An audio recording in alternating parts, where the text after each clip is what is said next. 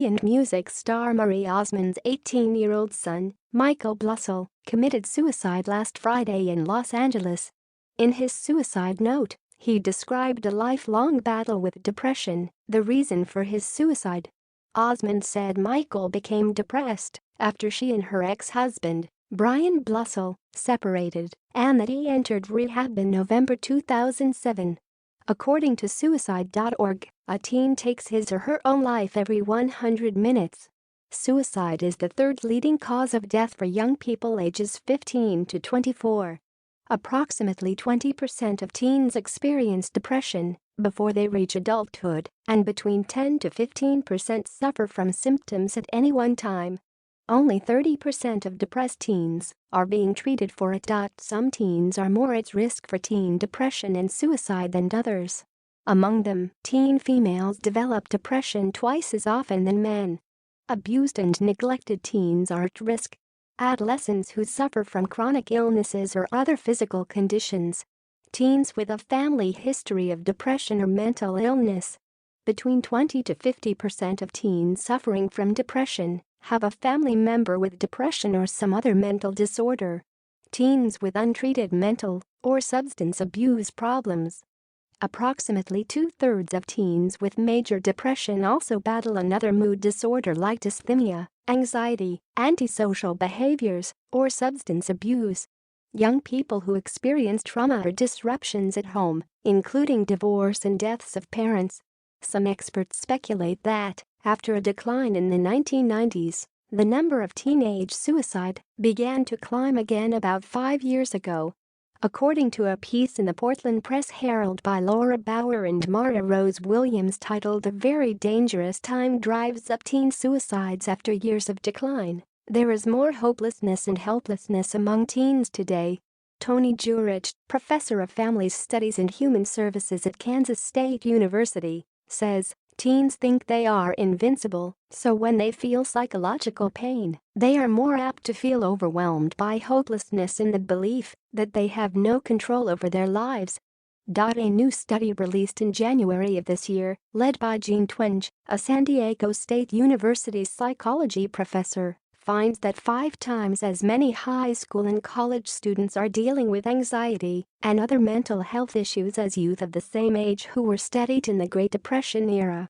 Twenge, author of Generation Me, Why Today's Young Americans Are More Confident, Assertive, Entitled, and More Miserable Than Ever Before, analyzed the responses of over 77,000 college students who took the Minnesota Multiphasic Personality Inventory from 1938 through 2007. Some experts say that we have raised our children with unrealistic expectations, the same message perpetually fed to us by media: we should feel good always. Some say parents haven't taught kids the real coping skills they need in today's turbulent world. I suspect the guys who have never had a kid puke up strained carrots on them. In my opinion, it's all of the above and more. Most experts would agree with me that there is more stress today than in previous generations. Stress triggers depression and mood disorders, so that those who are predisposed to it by their creative wiring or genes are pretty much guaranteed some symptoms of depression at the confusing and difficult time of adolescence. I think modern lifestyles, lack of community and family support, less exercise, no casual and unstructured technology-free play, less sunshine and more computer factors into the equation. As well as our diet. Hey, I know how I feel after a lunch of processed food, and I don't need the help of a nutritionist to spot the effect in my 8-year-old son. Finally, let's also throw in the toxins of our environment. Our fish are dying, a clue that our limbic system's brain's emotional center are not so far behind. Maybe the same amount of people have genes that predispose them to depression as in the Great Depression. But maybe the lifestyle, toxins, and other challenges of today's world tilts the stress scale in the favor of depression.